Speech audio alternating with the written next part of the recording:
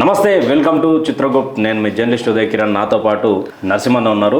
నిన్న ఏంటి అసలు 4 స్కీములు ప్రవేశపెట్టినామని చెప్పి కాంగ్రెస్ వాళ్ళు అంటుంటే స్కీములు కావు, స్కాములు అని చెప్పి ప్రతిపక్ష పార్టీలు మాట్లాడతారు. ఎలా చూడొచ్చు అన్నది ఈ యొక్క మనం ఎంత ఆలోచన చేసినా మనకు ఎన్నిసార్లు మాట మార్చిండు. కాంగ్రెస్ పార్టీ అధికారం రాగానే రుణమాఫీ చేస్తామని చెప్పిండు. చేసిండా?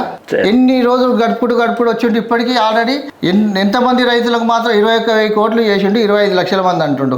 చేయాల్సింది ఎంత? 45,000 కోట్లు, 45 లక్షల మందికి చేయాల్సింది 41,000 కోట్లు చేయాల్సింది 21,000 కోట్లు చేసి అయిపోయింది అంటున్నాడు. క్లారిటీ లేదు దాని మీద, రుణమాఫీ మీద అసలు క్లారిటీ లేదు. ఇప్పుడు ఏమంటుండు, లాస్ట్ రేషన్ కార్డు ప్రతి ఒక్కరికి ఇస్తామని చెప్తుండు. అదే రుణమాఫీ ఎందుకు ఇస్తామని చెప్పట్లేడు? ప్రతి రైతుకు రుణమాఫీ కాని వాళ్ళకు మేము 2 లక్షల వరకు రుణమాఫీ ఇస్తామని చెప్పినాం కదా, వాళ్ళకి ఇస్తామని ఎందుకు కమిట్మెంట్ చేయట్లేదు? రుణమాఫీ గురించి అసలు మాట్లాడట్లేదు. ఇప్పుడు వచ్చి రైతు భరోసా 26 జనవరి లోపల అయిపోతుంది అని చెప్పిండు. ఇప్పుడు ఏం చెప్తున్నాడు? మార్చి 31 వరకు అంటాడు. ఒక్క మాట మీద క్లారిటీ లేదు. కాంగ్రెస్ ప్రభుత్వం అంటేనే మోసకారి ప్రభుత్వం అని చెప్పి రైతులకు అందరికీ తెలిసిపోయింది. ఇప్పుడు రేవంత్ రెడ్డి గారికి తెలియదా, లేకపోతే వాళ్ళ మంత్రులకు తెలియదా? ఈ జనవరి 26 ఆదివారం వచ్చిందని అందరికి తెలుసు. ఆ రోజు ప్రారంభం ఎట్లా చేస్తారని ప్రజలకు చెప్పి ఉంటారు. ఓకే, అది మనం అర్థం చేసుకుందాం అనుకోండి. సోమవారం మార్నింగ్ వేయాలి కదా, అకౌంట్లో రావాలి కదా. దీన్ని తీసుకుపోయి టైంపాస్ వాళ్ళు డైవర్ట్ రాజకీయం చేస్తున్నారు. ఇవ్వాలన్న ఉద్దేశం లేదు, వాళ్ళ దగ్గర బడ్జెట్ లేదు. లేనప్పుడు ఏ రైతు అడిగిండి ఇవ్వమని చెప్పి ఎలక్షన్ కంటే ముందు? లేకపోతే మీకు ఓట్లు వేసేవాళ్ళం కాదు కదా రైతులమే. నీకు గెలిచినవు దేని మీద? ఈ పథకాల మీద గెలిచినావు. నేను 15,000 ఇస్తాను మాట్లాడినావు ఆ రోజు. ఈ రోజు ఏం చెప్తున్నావు? 12,000 రూపాయలు ఇస్తా అంటున్నావు. 12,000 ఎప్పుడు ఇస్తా అంటున్నావు? ఇప్పుడు మేము పంట పండించే భూమి ఉందా లేదా, రైతుల దగ్గర మేము ఇప్పుడు పోయి మేము వెరిఫికేషన్ చేస్తాము, గ్రామ పంచాయతీలో మేము మీటింగ్లు పెడతామని చెప్పి ఇవన్నీ కథలు కాహానీలు చెప్తుంటే ప్రజలకు తెలుసుకోరా. ఇప్పుడు వచ్చే ఎలక్షన్లలో ఏ విధంగా బుద్ధి చెప్పాలనో మంచి అదే రీతిగా బుద్ధి చెప్తారని రైతులందరూ ఆలోచన చేసుకుంటున్నారు.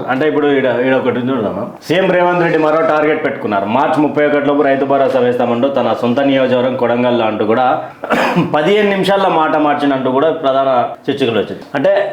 రేపట్లో అందరికి రైతు భరోసా అని చెప్పి అరగంటలోనే మాట మార్చేసేయాలి. అరగంట కాదన్నా, ఇప్పుడు ఇప్పుడు ఏ మంత్రి ఏం మాట్లాడుతున్నారు? ఒక మంత్రి రుణమాఫీ అయిపోయింది అంటున్నాడు. ఒక మంత్రి అంటాడు మేము 20,000 కోట్లు చేసినాం, ప్రధానమంత్రితో మేము మీటింగ్ మాట్లాడతాం, కేసీఆర్ వస్తున్నాం. ఎవరు చెప్పండి నువ్వు ఇస్తున్నది ఎంత? 2 లక్షల మాఫీ చేస్తా అని చెప్పినావు. దాని గురించి అడుగుతున్నారు తప్ప నీవు అధికంగా చేయమంటలే కదా. మేము ఇప్పుడు రైతులు ఒక్కొక్కరు ఫోన్ చేస్తున్నారా, 2 లక్షల కంటే ఎక్కువ ఉంటే మేము కట్టమన్నారు. ఇప్పుడు కట్టినాము. ఇప్పుడు నెక్స్ట్ 2 monthsలో జూలైలో ఇప్పుడు రెన్యువల్ చేసుకోవాలి. ఇప్పుడు రెన్యువల్ చేసుకోవాలంటే ఒక్క రోజు లేట్ అయితే 12% ఇంట్రెస్ట్కి వెళ్ళిపోతుంది. ఇప్పుడు వాడు 7% ఇంట్రెస్ట్, ఒక్క రోజు లేట్ అయితే 12%. వీడు రోజులు ఇప్పుడు మార్చి 31 అంట. రైతు భరోసా అంటే ఏంటి? రైతు పంట వేసుకున్నప్పుడు సపోర్ట్గా ఇవ్వాల్సిన దాన్ని రైతు భరోసా అని చెప్పి మార్చి ఇస్తున్నా కూడా మాకు నమ్మకం లేదు. ఇప్పుడు ఎంత ఎలక్షన్ల కోసం చేస్తుండేమో అని అనిపిస్తుంది మాకైతే. మరి రేషన్ కార్డుల విషయానికి వస్తే ఇప్పుడు ఉన్నది దాదాపు 1,17 నుంచి 1,20,00,000 ఇల్లు ఉన్నాయి. మరి ఈ ఇల్లు చెప్పే లెక్క ప్రకారం దాదాపు 1,20,000 దాటింది. ఇది ఎట్లా ఉందంటే ఒక లెక్క లేదు, ఏం లేదు. నోటికి వస్తే ఎంత వస్తే అంత మాట్లాడుతున్నారు. ఇప్పుడు 90 లక్షల రేషన్ కార్డులు ఉన్నాయి మన దగ్గర అని చెప్పి ప్రభుత్వం చెప్తున్నది. ఇంకా మేము 40 లక్షల రేషన్ కార్డులు ఇస్తామని చెప్పి వాళ్ళే చెప్తున్నారు. కుటుంబాలు ఎంత ఉన్నాయి? 1,10 అంటే 1,20,00,000 కుటుంబాలు ఉండొచ్చు. అంటే ఇంతమందికి ఇండ్లు లేవా? ఇంతమందికి రేషన్ కార్డులు ఇండ్లే లేనప్పుడు రేషన్ కార్డులు ఎవరికి ఇస్తారు? రెండోది, ప్రతి ఒక్కటి రేషన్ కార్డు లింక్ పెట్టడం వలన ఏమవుతుందంటే ప్రతి ఒక్కటి ఏది కూడా వాళ్ళకు సరిగ్గా రావట్లేదు. రేషన్ కార్డులే లేవు, ఇండ్లు ఎన్ని ఉన్నాయో తెలియదు. నువ్వు ఏ విధంగా ఇస్తావు? ఇవన్నీ జనాలను మనం ఏం చేస్తుంటే మోసం చేయడం తప్ప ఎంతకంటే ఎక్కువేమో అనిపించట్లేదు. 6 గ్యారంటీలు మేము 100 రోజులలో పూర్తి చేస్తామని చెప్పి గతంలో అన్న గ్యారంటీలు అంటున్నారు. ఫస్ట్ గ్యారంటీ తీసుకుందాం. ఉచిత బస్సు అన్నారు. ఉచిత బస్సు ఎందుకు ఇస్తున్నావు అన్న? ఉచిత బస్సు వలన ఎవరికి లాభం? నువ్వు ఎవరికైనా ఎంప్లాయీ పోతున్నారంటే, ఎవరికైనా స్టూడెంట్కి ఇస్తున్నావంటే, ఎవరికైనా జాబ్ హోల్డర్స్కి ఇస్తున్నావంటే అర్థం ఉంది. ఫ్రీ బస్ ఎవరి కోసం? ఫ్రీ బస్ ఇవ్వడం వల్ల ఏం చేస్తున్నావు? రేట్లు పెంచుతున్నావు. బస్సులు మొత్తం తగ్గించేసినావు. ఇప్పుడు బస్సులు అనేది 1-2 ఫ్రీ బస్సులు ఉన్నాయి. మిగతా బస్సులు అన్నీ ఎక్స్ప్రెస్, అందులో లేడీస్, అందులో కూడా ఫ్రీ లేదు. అసలు నువ్వు ఏం చేసినావు? మళ్ళీ ఫ్రీ బస్సు పెట్టేసిన తర్వాత ఇప్పుడు ఇండ్లలో ఏమవుతుంది? మహిళలు ఏం చేస్తున్నారు? తిరగడానికి వెళ్ళిపోతున్నారు. అంటే అందరూ అండి, చాలా మటుకు ఇదే జరుగుతుంది. వాళ్ళకి ఏమైనా పని ఉంటే టెంపుల్కి పోదామా, లేకపోతే మా చుట్టాల దగ్గరికి పోదామా, వాళ్ళకి పోదామా, దీని వలన నువ్వు ఈ దేవునికి డెవలప్ చేస్తున్నావు, అప్పు ఎవరి మీద రుద్దుతున్నావు, అదొకటి ఎందుకు చేసినావు అంటే నీకు సడన్గా బడ్జెట్ మీద బర్డన్ లేదు కాబట్టి ఫ్రీ బస్ అన్నావు. ఇంకొకటి ఇన్సూరెన్స్ అని చెప్పిన అంటున్నావు 10 లక్షల ఇన్సూరెన్స్. ఇప్పటి వరకు నువ్వు ఏ హాస్పిటల్లో ఎంతమందికి ఇన్సూరెన్స్ ఇచ్చినావు, ఎంతమందికి నీకు అడ్మిట్ అయ్యారు, 10 లక్షల రూపాయలు ఇన్సూరెన్స్ తీసుకున్నారు ఈ రోజు ఉండి. మూడవది ఏం చేసిండు ఆయన 500 రూపీస్ గ్యాస్ సిలిండర్ అన్నాడు. గ్యాస్ సిలిండర్ దేనికి లింక్ పెట్టిండు, మళ్ళీ రేషన్ కార్డుకి లింక్ పెట్టిండు. మరి రేషన్ కార్డే లేదు ఇక్కడ, మరి రేషన్ కార్డే లేదు. తర్వాత నువ్వు ఎలక్ట్రిసిటీ బిల్ అంటావు, రెంట్ ఉన్నోడు ఉంటాడు, రెంట్ ఉన్నోడికి ఎట్లా ఇస్తావు నువ్వు, నీకు ఇల్లే లేదు అంటున్నావు. ఇప్పుడు 40 లక్షల మందికి నువ్వు ఇందిరమ్మ ఇల్లు ఇస్తా అంటున్నావు, మొన్న 40 లక్షల మందికి ఎట్లా ఇది 500 రూపాయల సిలిండర్ ఇస్తున్నావు. ఆల్రెడీ సెంట్రల్ గవర్నమెంట్ 350 రూపాయలు సబ్సిడీ ఇస్తూనే ఉంది. ఎవరికి, ఈ మహిళల కోసం ఇచ్చిన గ్యాస్ సిలిండర్ 350 రూపాయలు సబ్సిడీ ఇస్తుంది. ఈయన 500 ఇచ్చేది ఏం లేదు. ఇంకా నాలుగోది ఏముందన్న, ఇప్పుడు 200 యూనిట్ అదే చెప్తున్నావు, రెంటల్ హౌస్ ఉంది, మనకి ఆధార్ కార్డ్ రేషన్ కార్డు లేదు. నువ్వు రేషన్ కార్డు లేని వాళ్ళు ఇంతమంది ఉన్నారు, 40 లక్షల మంది ఉన్నారని చెప్పి నువ్వే బహిరంగంగా చెప్పిన తర్వాత నువ్వు ఎవరికి ఇస్తున్నట్టు? ఇదంతా ప్రజలను మోసం చేయడానికి తప్ప. ఇప్పుడు ఎలక్షన్ ట్రెండ్ ఇప్పుడు ఏదో వచ్చింది మనకు, కరెక్ట్ రుణమాఫీ చేసే టైంలో హైడ్రా తీసుకొచ్చిండు. హైడ్రా తీసుకొచ్చి హైదరాబాద్లో మొత్తం బిల్డింగ్లను బడగొట్టేసి లేనిది మొత్తం డైవర్ట్ చేసి పడేసాడు. ఈ రైతు భరోసా, రైతు రుణమాఫీ సబ్జెక్ట్ పక్కకు కలిపేసి హైడ్రా ఇల్లు గులగొట్టేస్తున్నాడు. అది కూడా ప్రజలు అన్ని ఛానల్ అదే మాట్లాడతాం. రైతు బంధు అయినా ప్రజలు దానికి సపోర్ట్ చేసిండు స్టార్టింగ్ లా. ఈయన ఏం చేసిండు, 1-2 నాగార్జున అది ఇది పెద్ద పెద్ద బిల్డింగ్లు గులగొట్టి దానికి ఏదో మాట్లాడుకొని కాంప్రమైజ్ బీద వాళ్ళ దగ్గరికి పోయి చేయలే. పెద్ద పెద్ద 1-2 గులగొట్టేసిండు, కథ ఆపేసేసిండు. ఆ తర్వాత ఏదో స్కీమ్ రాగానే మళ్ళీ ఇది కాళేశ్వరం తీసుకొచ్చాడు. కాళేశ్వరం మీద ఒక కేసు లేదు ఇప్పటిదాకా, ఏం లేదు. అది ఇంకా ఎంక్వైరీ వచ్చింది వెలుగులో మళ్ళీ కాళేశ్వరం. నిన్న రైతు భరోసా గురించి మాట్లాడారు, ఈ రోజు మళ్ళీ కాళేశ్వరం గురించి వచ్చింది బయటికి. ఇప్పుడు ఇవన్నీ ఏం జరుగుతున్నాయి, విలేజ్ లో పోతే ప్రతి ఒక్కరు తిరగబడుతున్నారు. ఇప్పుడు రైతులకు మేలు చేస్తే రైతులు పండుగ చేసుకోవాలి. వీళ్ళు ప్రజాధనం ఖర్చు పెట్టేసి పెద్ద పెద్ద మీటింగ్లు పెట్టి వీళ్ళు పండుగలు చేయడమే రైతు పండుగ అని చెప్పి వీళ్ళు చేయడం ఏంటి? రైతులకు వస్తే రైతులు పండుగ చేసుకోవాలి కదా, కానీ ప్రభుత్వమే ఖర్చు పెట్టి పండుగ చేసుకోవాలి. పాలాభిషేకాలు చేసి వీళ్ళే పాలు చెప్పించి వీళ్ళే మీటింగ్ జనాలను సమీకరించి ఆర్టీసీ బస్సులో తీసుకుపోయి రైతులు ఖుషీగా ఉన్నారు. రైతు ఖుషీలో ఉంటే పెట్టి ఇప్పుడు గ్రామ పంచాయతీ ఎలక్షన్లు పెట్టు, తెలిసిపోతుంది కదా నీ మీద ఎంత ప్రజలు ఎంత. 8 నెలలుగా వస్తుంది, 14 నెలలు అవుతుంది. అట్లా కాదు, ఈ సర్పంచ్ అయిపోయాక 8 నెలలు జూన్లో అయిపోయింది పీరియడ్ అలా. అవును, ఇప్పుడు 8 నెలలు నడుస్తా ఉన్నది, అయిపోతుంది. ఇప్పుడు మున్సిపాలిటీ కూడా అయిపోయింది. మీకు రైతుల మీద ప్రజల మీద మీకు అంత విశ్వాసం ఉంటే గ్రామ పంచాయతీ ఎలక్షన్లు పెడితే ఇమ్మీడియట్గా తెలిసిపోతుంది. రైతులు ఇప్పుడు పిచ్చ కోపం మీద ఓట్లు ఎందుకు వేసినావు? నీకు అధికారంలోకి ఏ ప్రాతిపదికన వచ్చినావు నువ్వు? ఇవన్నీ రుణమాఫీ చేస్తాము, రైతు భరోసా ఇస్తాము, పింఛన్ 4,000 అన్నాము, ఇంకా యువకులకు యువ వికాస్ అన్నారు చెప్పిన వికాసం అన్నారు అన్న తర్వాత అభయాసం కింద యువ వికాసం ఎప్పుడో దానికి లేదు. నువ్వు ఎన్ని పథకాలు చెప్పి ఎంత ప్రజలను మభ్యపెట్టి ఎందుకు కేసీఆర్ మీద కోపంతో మీకు ఓటేసి తప్ప ఏదో నీ మీద ప్రేమంతో ఈ రేవంత్ రెడ్డి ముఖం చూసి ఏమేయలేరు. అక్కడ జరిగింది ఏంటంటే కేసీఆర్ నియంతగా పోగొడాల కుటుంబ పాలన వాళ్ళ మీద విసుగొచ్చి మార్పు కోరుకున్నారు. అందులో నువ్వేమన్నావు, నేను హామీలు అమలు కాని హామీలు ఇచ్చినావు. ఆ రోజు నీకు గుర్తులేదా? ప్రభుత్వంలో ఖజానా లేదు, ఖాళీ అయిపోయిందని చెప్పి ఇప్పుడు గోల్డ్ బిందెలు ఉన్నాయి, మాకు గోల్డ్ బిందె దొరకలేవని మాట్లాడుతున్నావు. జనాలు ఏం పిచ్చోళ్ళు ఏం కాదు. ఇప్పుడు ఎలక్షన్లు ఎప్పుడు వస్తే నీకు తగిన బుద్ధి చెప్పడానికి. ఇంకొక చిన్న డౌట్ ఏంటంటే మీకు క్లారిటీ ఇవ్వాల్సింది, నియోజకవర్గంలో 3,500 ఇందిరమ్మ ఇల్లు, ఇందిరమ్మ, రాజీవ్ గాంధీ, ఈలా సోనియా గాంధీ, రాహుల్ గాంధీ పేర్లు తప్పితే స్వాతంత్రం కోసం కొట్లాడినోళ్ళు లేరా? వాళ్ళ పేర్లు పెట్టొద్దా? ఈ తెలంగాణ సంబంధించిన పీవీ ఉన్నాడు కదా. ఇప్పుడు కాంగ్రెస్ అంటేనే ఈ 4 పేర్లే వస్తాయి, ఇక మీ వేరే రాజకీయం లేదు. ఇప్పుడు నా పివి నరసింహారావు 5 ఏళ్ళు ప్రభుత్వంలో మెజార్టీ లేకుండా అంత మంచిగా ప్రభుత్వాన్ని నడిపించింది. కానీ ఆయన చనిపోయిన తర్వాత ఎంత అతను ఆఫీస్లో కూడా తీసుకోలేదు. ఢిల్లీలో అతనికి ఒక స్మారక చిహ్నం కూడా లేదు. ఈ 4 పేరేనా? ఇప్పుడు ఇందిరమ్మ ఇల్లు, ఇందిరమ్మ ఇప్పుడు ఏం చెప్పారు మొన్న, ప్రధానమంత్రి ఆవాస్ యోజన పెట్టమన్నారు. ప్రధానమంత్రి పేరు కూడా ఏం పెట్టమన్నారు. ప్రధానమంత్రి ఆవాస్ యోజన, ప్రధానమంత్రి ఆవాస్ యోజన ఎవరు ప్రధాని ఉంటే ప్రధానమంత్రి వస్తున్నారు కాబట్టి దాని మీద పెట్టమన్నారు. మీకెందుకంత?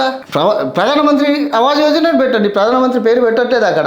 రేపు పొద్దున ఎవరు ప్రధానమంత్రి అయితే ప్రధానమంత్రి ఆవాస్ యోజన, దాని మీద నీకు 2,50,000 రూపాయల దాకా సెంట్రల్ గవర్నమెంట్ వస్తుంటే ఇప్పుడు 20 లక్షల ఇల్లు కావాలని చెప్పి సెంట్రల్ గవర్నమెంట్ అడుగుతావు. కానీ సెంట్రల్ గవర్నమెంట్ ఇచ్చినట్టు నేను చెప్పాను. ఇప్పుడు రేషన్ కార్డులో కూడా ఇప్పుడు వీళ్ళ ఫోటోలు, లాస్ట్ టైం కూడా అదే జరిగింది అనుకుంటా. కేసీఆర్ ఫోటో వేసుకొని ముద్రించుకొని ఇచ్చిండు. ఇప్పుడు సెంట్రల్ గవర్నమెంట్ చేస్తున్నట్టు ఎక్కడ చెప్పారు, ఒక్క రూపాయి రాలేదు, నయా పైసా రాలేదు అని చెప్పి మళ్ళీ వీళ్ళు ఇదే చెప్తారు. అప్పటి ఆర్థిక శాఖ మంత్రి నిర్మలా సీతారామన్ గారు లేకపోయింటే నిజానికి కేంద్రమే ఇస్తుంది బియ్యం అని చాలా మంది కిషన్ రెడ్డి గారు సెంట్రల్ గవర్నమెంట్ ఎంత స్కీమ్లు వచ్చిరని మొత్తం పెద్ద బుక్కే రిలీజ్ చేసిండు ఆయన. ఇప్పుడు వీళ్ళేమంటే ఒక్క పైసా రీజనల్ రింగ్ రోడ్ ఎవరు డబ్బులతో కడుతున్నారు? కేంద్రం డబ్బులు. నువ్వు జాగా తీసుకోక నువ్వు ఇప్పుడు జాగా నువ్వు తీసుకుంటే కట్టుకోవచ్చు. ఇప్పుడు జాగా సెంట్రల్ గవర్నమెంట్ పెట్టుకో. 60% ప్రతి స్కీమ్ నేషనల్ సెంట్రల్ గవర్నమెంట్ 60% వాళ్ళ వాటా ఉంటుంది. ఇందిరామైన్లు ఉన్నాయి, లేకపోతే ఇక్కడ రేషన్ బియ్యం ఉన్నది 6 కిలోలు ఇవ్వడం.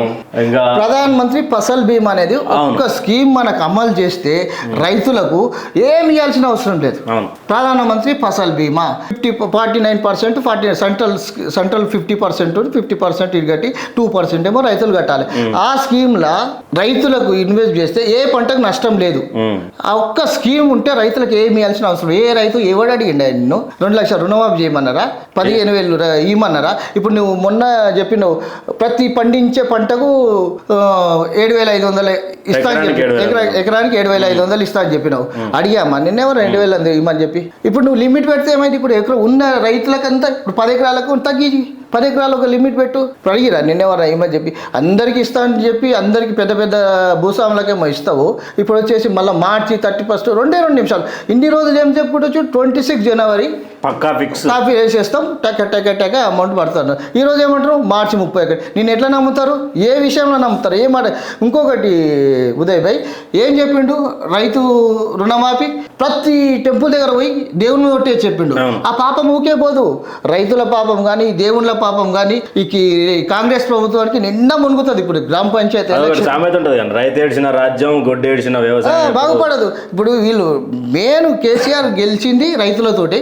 ఈ రోజు రేవంత్ రెడ్డి గెలిచింది రైతులతోటి. నువ్వు రైతులను మోసం చేసిన తర్వాత రైతులకు ఇస్తున్న హామీలు నెరవేర్చకుండా నేను అనలేని హామీలు ఎవడిమ్మన్నాడు? అనలేని హామీలు ఎందుకు ఇస్తావు నువ్వు? నేను ఇవి కాకుండా వేరే హామీలు ఇస్తాం. ఒక మంత్రి ఒక మాట మాట్లాడుతున్నారా? వాళ్ళ ఇష్టం వచ్చినా అని మాట్లాడుతున్నారు. రైతుల మోసం చేసిండ్రు తప్ప ఏ మాత్రం వీళ్ళు రైతుల ప్రభుత్వం కాదు. అంటే ఇంకోటి ఏందన్న అంటే వీళ్ళు అంతన్నారు ఎంత అన్నారు కదా, తెలంగాణలో రాజకీయం ఎటుపోతా ఉన్నది. రైతుల అంటే జిహెచ్ఎంసీ 150 డివిజన్లకు సంబంధించినటువంటి ఏ ఎమ్మెల్యే గెలవలే కాంగ్రెస్ లా. ఇక్కడ డౌన్కి వచ్చేసరికి మొత్తం రైతన్నలు వేసినటువంటి. అవును. ఈ రోజు రైతులకు అంటే 31 తారీఖు లోపల అయ్యే అవకాశాలు ఉంటాయి. బడ్జెట్ అంతా 10,000 కోట్లు అంటారు. 10,000 కోట్ల అవుతుందన్న రైతు బంధుకు ఇప్పుడున్నటువంటి ఏదైతేనా ఇప్పుడు ఈయన చెప్పే ప్రకారము మన రైతులకు 8,000 కోట్లు అయితే సరిపోతుంది. ఈయన ఇస్తున్నా ఒక 1,48,000 ఎకరాలేమో చెప్తున్నాడు కాబట్టి 8,000 కోట్ల రూపాయలు సరిపోతాయి. 10,000 కోట్లు ఎందుకు కేటాయించాడు? మళ్ళీ దీన్ని 31 మార్చి దాకా ఎందుకు ఇస్తున్నాడు? గతంలో ఎట్లుంటుండేనా ఈ రైతు బంధు విషయం? గతంలో కేసీఆర్ ఏం చేస్తుండే ఫస్ట్ ఎకరాకు 2 ఎకరాకు 1 వీక్ 10 డేస్ లాస్ట్లో అయిపోతుండే. ఇప్పుడు అసలు క్లారిటీ లేదు. కాంగ్రెస్ ప్రభుత్వం ఒక క్లారిటీ లేదు. ఇప్పటికీ వాళ్ళకు వ్యవసాయం చేసే భూమి ఎంత ఉంది అనేది ఇప్పుడు తెలుసుకుంటారట. అంటే ఇన్ని రోజులు ఏం చేసారు ఇప్పుడు తెలుసుకుంటారట. ఇవన్నీ రైతులను మభ్యపెట్టి రైతులకు క్లియర్గా అర్థమైంది. నేను చెప్తున్నా కదన్నా, రైతులు ఒక్కొక్క రైతు మొన్న రుణమాఫీ కానీ రైతు ఒక 16,000 మంది ఉన్నారు టచ్లో. దీన్ని పెద్ద ఉద్యమంగా తీసుకొని ఇప్పుడు పంజాబ్ రైతులు ఎట్లా ఢిల్లీలో చేసారు అంతకన్నా ఎక్కువ చేసేది తప్ప వీళ్ళకి అర్థమైతే లేదు.